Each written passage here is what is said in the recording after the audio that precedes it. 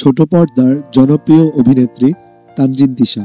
সম্প্রতি মাদক সম্পৃক্ততায় 4 জন অভিনেত্রীর নাম উঠে আসে মাদকদ্রব্য নিয়ন্ত্রণ অধিদপ্তর বিশেষ অনুসন্ধানে, যেখানে ছিল তিশার নামও। জানিয়ে সামাজিক যোগাযোগ মাধ্যমে নেটিজেনরা ব্যাপক আলোচনা সমালোচনা করেছেন। তখন বিষয়টি নিয়ে চুপ ছিলেন তিশা, জানাননি কোনো প্রতিক্রিয়া।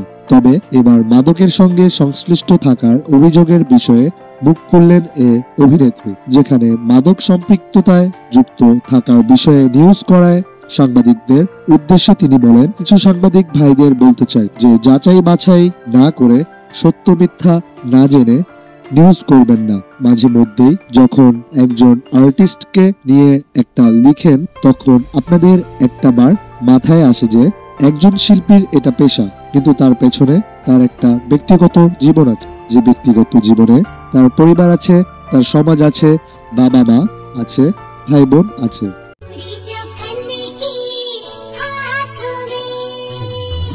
এরপর অভিনেত্রী বলেন, আসলে তাদের উপরে কি যায় সেই ব্যাপারটা যদি আমরা একটা বার চিন্তা করি, তাহলে আসলে অনেক নেগেটিভ হেডলাইন, অনেক নেগেটিভ নিউজ, অনেক কিছু না আমরা আসলে আটকাতে পারবো। তিশা তার বাবাকে উৎসর্গ করে বলেন, 3 বছর আগে আমি বাবাকে হারিয়েছি।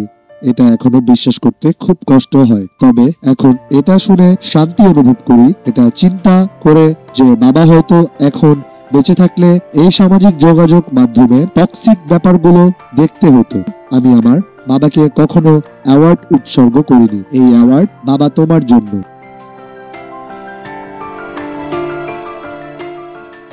কিছুদিন আগে মাদক সম্পৃক্ততায় উঠে আসে দেশের শীর্ষস্থানীয় 3 নাট্যাভিনেত্রীর নাম। এরা হলেন তানজিন তিশা,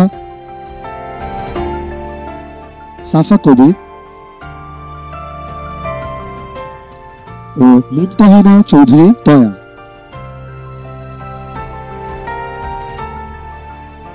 এ তালিকায় আরো রয়েছেন গায়িকা সুনিধি নায়েক। গণমাধ্যম সূত্রে জানা যায়, তাদের মাদক সম্পৃক্ততা ঘিরে বিশেষ অনুসন্ধান চালাচ্ছে মাদকদ্রব্য নিয়ন্ত্রণ অধিদপ্তর নারকোটিক। ইতোমধ্যে স্বরাষ্ট্র মন্ত্রণালয়ের উচ্চ পর্যায়ে এই বিষয়ে প্রতিবেদন পাঠানো হয়েছে বলেও জানা গেছে।